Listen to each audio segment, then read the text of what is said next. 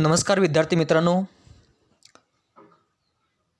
तुळजाराम चतुर्चंद महाविद्यालय बारामती या अभ्यास केंद्रातील मी सहमंत्रक डॉक्टर ज्योतिराम घाडगे आपल्या सर्वांचं या नवीन शैक्षणिक वर्षामध्ये मनापासून सहर्ष स्वागत करतो। शैक्षणिक वर्ष 2020-21मध्ये जे विद्यार्थी SYBL आहेत अशा विद्यार्थ्यांनी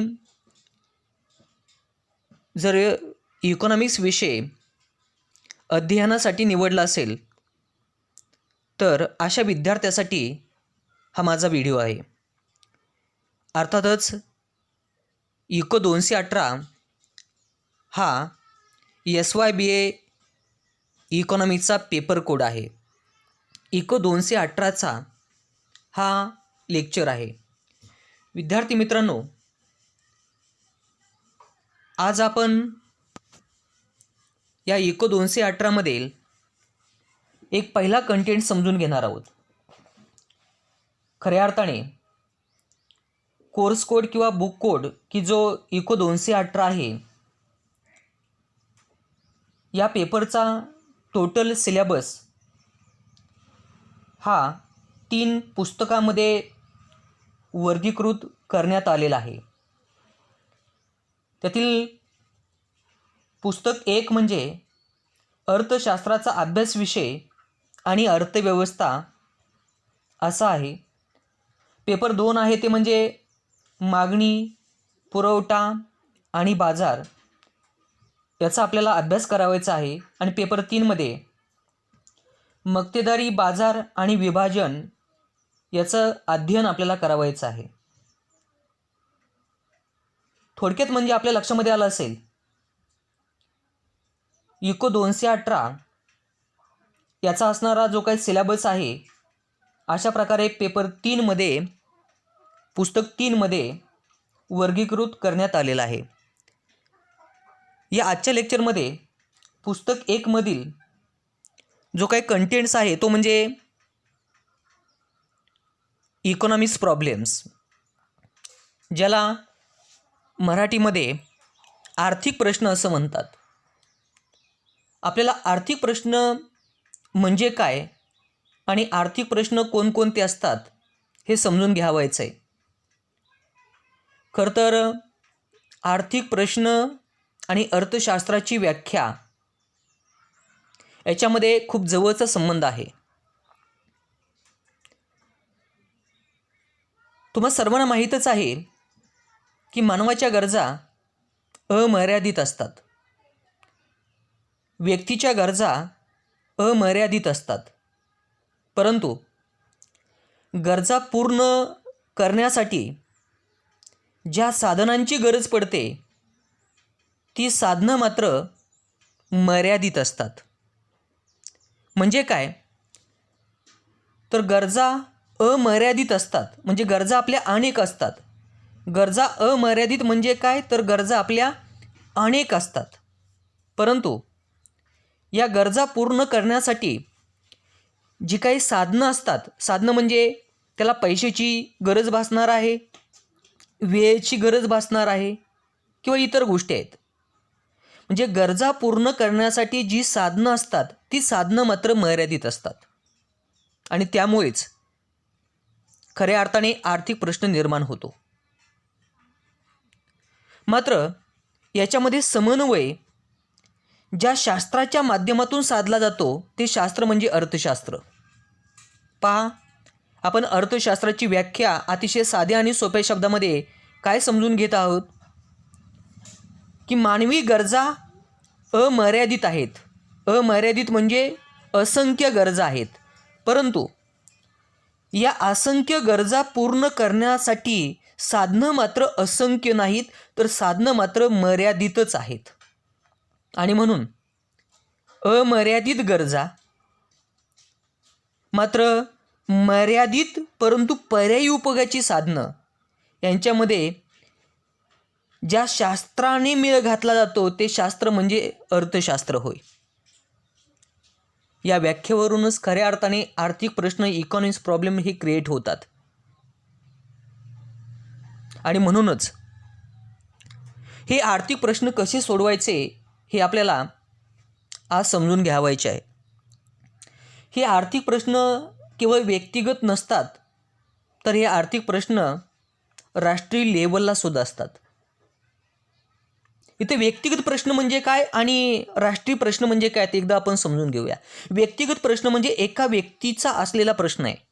व्यक्तीचा प्रश्न काय आहे? तर व्यक्तीच्या गरजा अमर्यादित आहेत. अमर्यादित आहेत याचा अर्थ गरजा असंख्य आहेत, गरजा पुष्कळ आहेत. परंतु या गरजा पूर्ण करण्यासाठी त्या व्यक्तीकडं असणारी जी काही साधन सामुग्री आहे, त्या व्यक्तीकडं असणारं जे काही भांडवल आहे, त्या व्यक्तीकडं असणारा जो काही पैसा आहे, त्या व्यक्तीकडं असणारा जो काही वेळ आहे किंवा इतर जी काही साधनं आहेत ती मात्र मर्यादित आहेत. आणि त्यामुळं व्यक्तीला प्राधान्यक्रम द्यावा लागतो. हा निर्माण झालेला जो काही व्यक्तीचा आर्थिक प्रश्न आहे हा सोडवण्यासाठी त्या व्यक्तीला प्रायोरिटी द्यावी लागते, प्राधान्य द्यावं लागतं. ती गरजा दोन आहेत, पण या दोन गरजा पूर्ण करण्यासाठी साधन मात्र एकच आहे. म्हणजे याचा अर्थ असं साधन आहे उपलब्ध, इतकं साधन आहे की दोन गरजापैकी फक्त एकच गरज पूर्ण होऊ शकते. आणि म्हणून त्या व्यक्तीला त्या दोन गरजापैकी कोणत्या गरजेला प्राधान्य द्यावं हे ठरवावं लागतं. याचा अर्थ प्राधान्यक्रम द्यावा लागतो. आणि प्राधान्यक्रम देऊन त्या दोन गरजापैकी कोणती तरी गरज की जी सर्वात महत्त्वाची आहे ती सोडवावी लागते. अशाप्रमाणे व्यक्ती स्वतःकडील आर्थिक प्रश्न सोडवत असतो. मित्रहो, सर्वात महत्त्वाची गोष्ट आहे हा व्यक्तिगत प्रश्न होता. ज्याप्रमाणे व्यक्तिगत प्रश्न असतो त्याप्रमाणे राष्ट्रीय प्रश्नसुद्धा असतो. राष्ट्राच्या समोर प्रश्न असतो, सरकारच्या समोर प्रश्न असतो. कारण सरकार हे जनतेच्या कल्याणासाठी असतं. सरकार कोणासाठी असतं? सरकार जनतेच्या कल्याणासाठी असतं. आणि त्यामुळे सरकारला जनतेच्या कल्याणासाठी उपक्रम हातामध्ये घ्यावे लागतात, जनतेच्या गरजा पूर्ण कराव्या लागतात.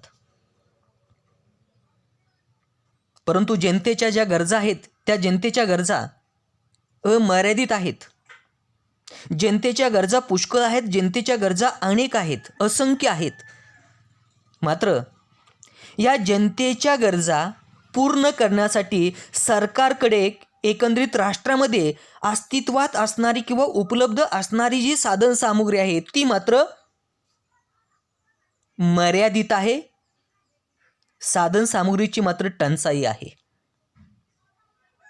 ज्याप्रमाणे व्यक्ती अशा मर्यादित साधन सामुग्रीमुळे प्राधान्य देऊन आपल्या गरजा पूर्ण करतो, त्याप्रमाणे सरकारला सुद्धा, राष्ट्राला सुद्धा या गरजा पूर्ण करण्यासाठी प्राधान्यक्रम द्यावा लागतो. आणि प्राधान्यक्रम देऊनच जनतेच्या गरजा पूर्ण करता येतात, पूर्ण कराव्या लागतात. आणि जनतेच्या समाधानाच्या पातळीमध्ये वाढ करावी लागते. मित्रहो, खऱ्या अर्थाने याला आर्थिक प्रश्न असं म्हणतात. आतापर्यंत आपण आर्थिक प्रश्न दोन पाहिले. दोन प्रश्न म्हणण्यापेक्षा आपण असं म्हणूया की आर्थिक प्रश्न हे व्यक्तिगतही असतात आणि नंबर दोन म्हणजे राष्ट्रीय पातळीवरचे सुद्धा प्रश्न असतात. प्रत्यक्षात जे काही आर्थिक प्रश्न आहेत ते आपण समजून घ्या. त्यामध्ये पहिला प्रश्न आहे तो म्हणजे उत्पादन कशाचे करायचे. उत्पादन कशाचे करायचे. राष्ट्राच्या समोर प्रश्न आहे, सरकारच्या समोर प्रश्न आहे, उत्पादन कशाचे करायचे. उत्पादन कशाचे म्हणजे काय? तर गरजेच्या वस्तूचं उत्पादन करायचं की चैनीच्या वस्तूचं उत्पादन करायचं. आता गरजेची वस्तू म्हणजे काय आणि चैनीची वस्तू म्हणजे काय हे तर तुम्हा सर्वांनाच माहीत आहे. कॉलेजला येण्यासाठी गरजेची वस्तू काय? तर एज्युकेशन साहित्य, स्टेशनरी ही गरजेची वस्तू आहे आणि चैनीची वस्तू काय, 4 व्हीलरमध्ये येणं. मला सांगा दोन्हीपैकी एकच तुम्ही गरज फक्त पूर्ण करू शकता. तर साहजिकच आहे सरकारच्या समोर असाच प्रश्न आहे की गरजेच्या वस्तूचं उत्पादन करायचं की चैनीच्या वस्तूचं उत्पादन करायचं. जर देशामध्ये साधनसामुग्री पुष्कळ प्रमाणामध्ये असेल, साधनसामुग्रीची टंचाई जर नसेल, तर गरजेची वस्तूही तयार केली जाईल आणि चैनीची वस्तूसुद्धा तयार केली जाईल. परंतु आपण पाहतो की देशामध्ये असणारी जी काय साधनसामुग्री आहे ती मर्यादित आहे आणि त्यामुळं सरकारला चैनीच्या वस्तूच्या अगोदर गरजेची वस्तू तयार करावी लागेल. आणि जर गरजेची वस्तू तयार करून साधनसामुग्री देशामध्ये जर थोडीफार शिल्लक राहिली तर चैनीची वस्तू तयार करण्यासाठी ती साधनसामुग्री वापरता येईल. म्हणजे सरकारच्या समोर जो प्रश्न होता गरजेची वस्तू तयार करायची का चैनीची वस्तू तयार करायची, अर्थातच सरकार प्राधान्य देऊन असा निर्माण झालेला जो काही प्रश्न आहे हा निर्माण झालेला प्रश्न सोडवेल. मित्रहो, युद्धाच्या काळामध्ये सरकारला जास्तीत जास्त शस्त्र कशी तयार करता येईल, शस्त्राची कशी उभारणी करता येईल याकडे लक्ष द्यावं लागतं. तर शांततेच्या काळामध्ये सरकार जास्तीत जास्त अन्नधान्य कसं तयार होईल, जास्तीत जास्त अन्न वस्त्रांची उपलब्धता कशी तयार होईल याकडे लक्ष देतं. म्हणजे युद्धाच्या काळामध्ये सरकारच्या समोर प्रश्न वेगळा होता, सरकारची गरज वेगळी होती. शांततेच्या काळामध्ये मात्र गरज वेगळी आहे. युद्धाच्या काळामध्ये सरकार अन्न वस्त्र निवारा केवळ याला महत्त्व देणार नाही आहे. जास्त महत्त्व कशाला देईल तर शस्त्रास्त्र उभारणीला महत्त्व देईल आणि निर्माण झालेला प्रश्न सोडवेल. शांततेच्या काळामध्ये शस्त्रास्त्र जास्त निर्मितीला महत्त्व देणार नाही आहे, प्राधान्य देणार नाही आहे, तर जास्तीत जास्त लोकांच्या ज्या मूलभूत गरजा आहे अन्न वस्त्र निवारा शिक्षण आरोग्य या पुरवण्यासाठी सरकार प्रयत्न करेल. मित्रहो, तुम्हा सर्वांना माहीत आहे जर कापड तयार करावायचं असेल तर त्या कापडासाठी कापसाची गरज असते. कापड तयार करण्यासाठी कापसाची गरज असते. जर नैसर्गिक आपत्ती उद्भवली तर विद्यार्थी मित्रांनो कापडावर त्याचा परिणाम होतो, कारण कापूस तयार झाला नाही आहे. पाऊस जास्त पडला किंवा पाऊस पडलाच नाही तर कापूस तयार होणार नाही आणि जर कापूस तयार झाला नाही तर कापड तयार होणार नाही. उत्पादन कशाचं करायचं हा प्रश्न सोडवायचा आहे आपल्याला. कारखान्यातील जो काही कामगार आहे या कामगाराला काम कधी प्राप्त होईल, जर शेतीमध्ये ऊस पिकला तरच. उत्पादन कशाचं करायचं, कापसाचं करायचं का ऊसाचं करायचं का दोन्हीचं पण करायचं. जर कापूस तयार नाही केला तर कापड तयार होणार नाही. नंबर 2, जर ऊस तयार केला नाही, ऊस पिकवला नाही तर कारखान्यामध्ये जो कामगार काम करीत आहे त्याला काम प्राप्त होणार नाही. असे अनेक प्रश्न आहेत. यातून काय होईल, बेकारीचा प्रश्न तयार होईल. जर ऊस पिकवला नाही तर कामगारांना कारखान्यामध्ये काम प्राप्त होणार नाही, बेकारीचा प्रश्न तयार होईल. हे बेकारीचे प्रश्न व्यक्तिगत पद असतात आणि बेकारीचे प्रश्न हे व्यक्तिगत नसतात सुद्धा. आपल्या देशामध्ये पाहतोय आपण विकसनशील देशामध्ये बेकारीचा प्रश्न किती मोठा उद्भवलेला आहे. सुशिक्षित बेकारी, शिक्षण झालेलं आहे, पात्र आहे, इच्छा आहे, पण काम मात्र नाही आहे. असे अनेक प्रश्न आहेत. खरं तर उत्पादन कशाचं करायचं हा सुद्धा प्रश्न अतिशय महत्त्वाचा आहे. बेकारीचा प्रश्न सोडवण्यासाठी उत्पादन कशाचं करायचं हा सुद्धा एक महत्त्वाचा प्रश्न आहे. उपभोग्य वस्तूचं उत्पादन करायचं का भांडवली वस्तूचं उत्पादन करायचं. विद्यार्थी मित्रांनो, उपभोग्य वस्तूचं उत्पादन करण्याऐवजी भांडवली वस्तूचं उत्पादन करायचं जर ठरवलं तर लोकांच्या गरजा पूर्ण होणार नाहीत, कारण उपभोग्य वस्तूकडं दुर्लक्ष झालेलं आहे. आणि जर सरकारने असं केलं की उपभोग्य वस्तूचं उत्पादन जास्तीत जास्त केलं आणि भांडवली वस्तूच्या उत्पादनाकडे दुर्लक्ष केलं, म्हणजे यंत्रसामुग्रीकडे दुर्लक्ष केलं, तर येणाऱ्या काळामध्ये आपल्या देशाच्या अर्थव्यवस्थेची उत्पादन क्षमता कमी होईल आणि त्यामुळं भांडवली वस्तूचं उत्पादन करायचं का उपभोग्य वस्तूचं उत्पादन करायचं का दोन्हीमध्ये समन्वय साधायचा. समन्वय साधणं ही अत्यंत महत्त्वाची गोष्ट असणार आहे. एकंदरीत पहिला आपण प्रश्न पाहिला की उत्पादन कशाचं करायचं. दुसरा प्रश्न आहे तो म्हणजे दुसरा प्रश्न कोणता आहे की उत्पादन कसे करायचे. उत्पादन कसे करायचे. उत्पादन कसे करायचे म्हणजे आता पहिला प्रश्न आपण सोडवला की कोणत्या वस्तूचं उत्पादन करायचं. मग आपण निश्चित केलं की काही वस्तू गरजेच्या वस्तू तयार करायच्या आणि अत्यंत थोड्याशा वस्तू भांडवली वस्तू तयार करायच्या किंवा चैनीच्या वस्तू तयार करायच्या. परंतु वस्तू कशाच्या साहाय्याने तयार करायची हा अत्यंत महत्त्वाचा एक दुसरा प्रश्न आहे. म्हणजे वस्तू तयार करण्यासाठी श्रमप्रधानाचा वापर करायचा का भांडवल प्रधान तंत्राचा वापर करायचा. खरं तर देशामध्ये श्रम किती अस्तित्वात आहे आणि भांडवल किती अस्तित्वात आहे याच्यावरून हा प्रश्न सोडवला जाईल. भारतामध्ये भांडवल कमी आहे, परंतु भारतामध्ये लोकसंख्या अधिक असल्याकारणामुळं भारतामध्ये श्रम मात्र पुष्कळ प्रमाणामध्ये उपलब्ध आहे. साहजिकच आहे उत्पादन कसे करायचे तर भारतामध्ये श्रमप्रधान तंत्राच्या साहाय्याने उत्पादन तयार केलं गेलं पाहिजे. श्रमप्रधान तंत्र म्हणजे याचा अर्थ काय की वस्तू तयार करण्यासाठी भांडवलाचा वापर कमी करायचा मात्र श्रमाचा वापर जास्तीत जास्त करायचा. याला म्हणायचं श्रमप्रधान तंत्र.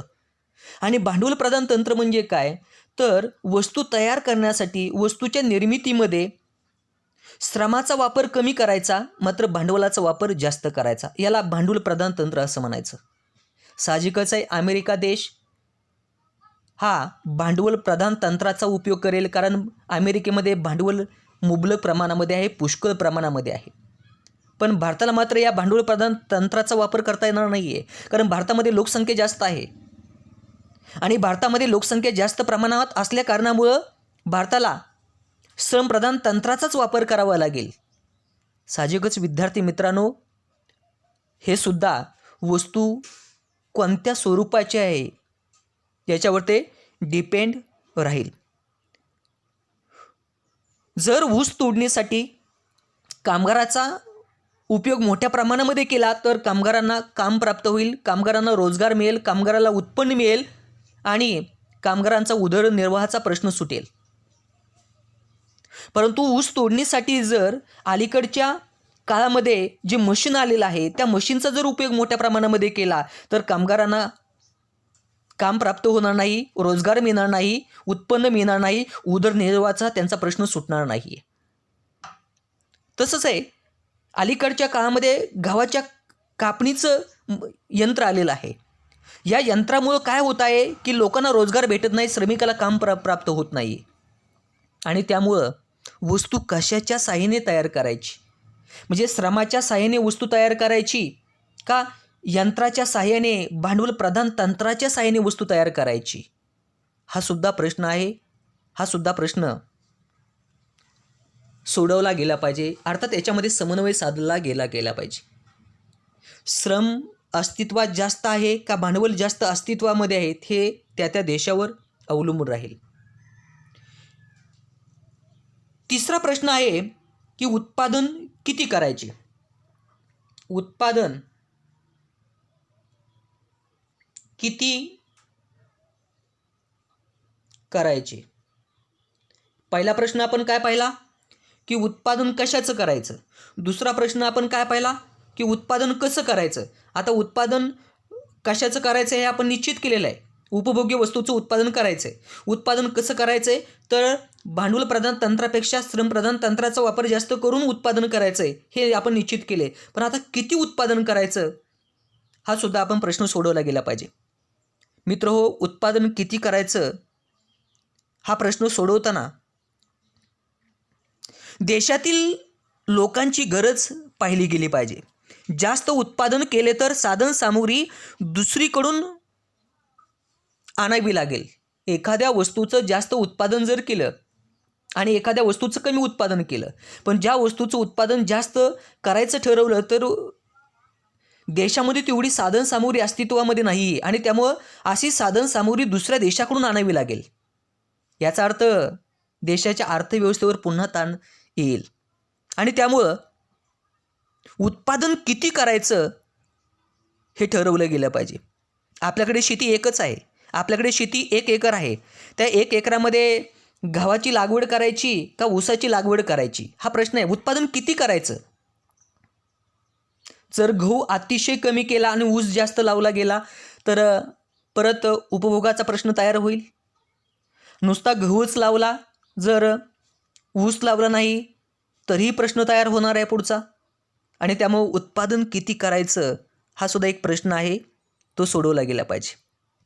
यानंतर पुढचा प्रश्न आहे तो म्हणजे देशामध्ये तयार झालेलं उत्पादन, देशामध्ये तयार झालेलं उत्पादन,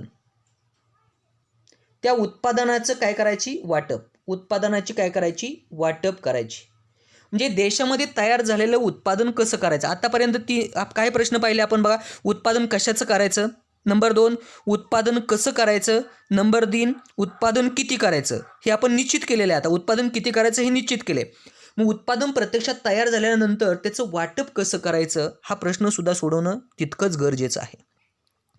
कारण देशामध्ये अस्तित्वात असणारी जी काही साधनसामुग्री आहे ती मर्यादित आहे. त्यामुळे ती साधनसामुग्री वेगवेगळ्या क्षेत्राकडे वळवली गेली पाहिजे, उपभोग्य वस्तूकडे वळवली गेली पाहिजे. भांडवली वस्तूचं उत्पादन तयार करण्यासाठी ती साधनसामुग्री वळवली गेली पाहिजे. म्हणजे वाटप डिस्ट्रीब्युशन केलं गेलं पाहिजे.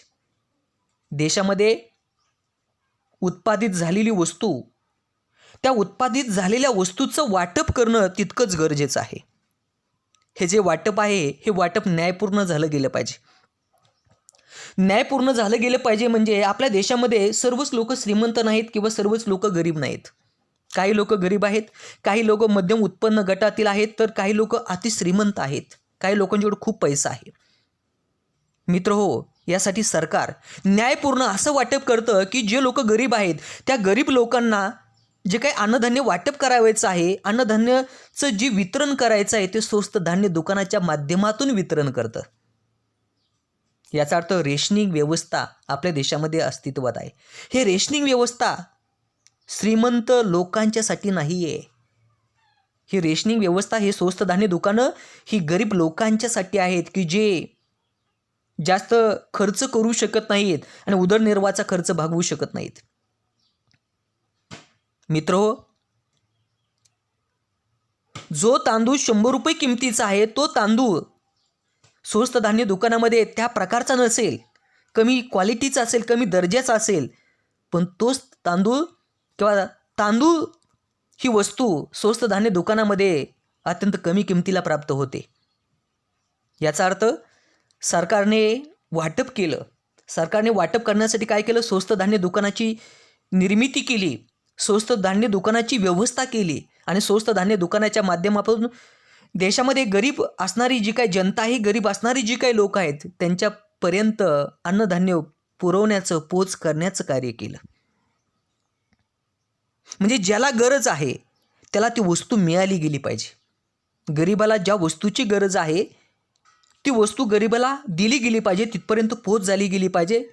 देशामध्ये तयार झालेली वस्तू याचं वाटप झालं गेलं पाहिजे.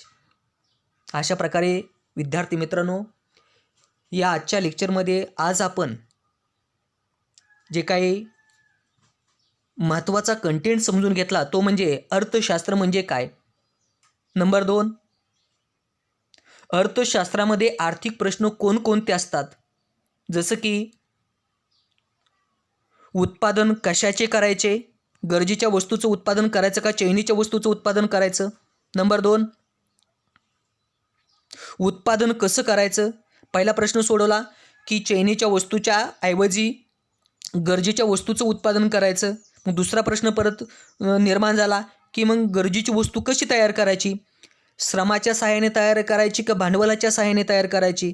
भारतामध्ये श्रम अधिक आहे तेव्हा प्रश्न सोडवला की श्रमप्रधान तंत्राचा वापर करायचा.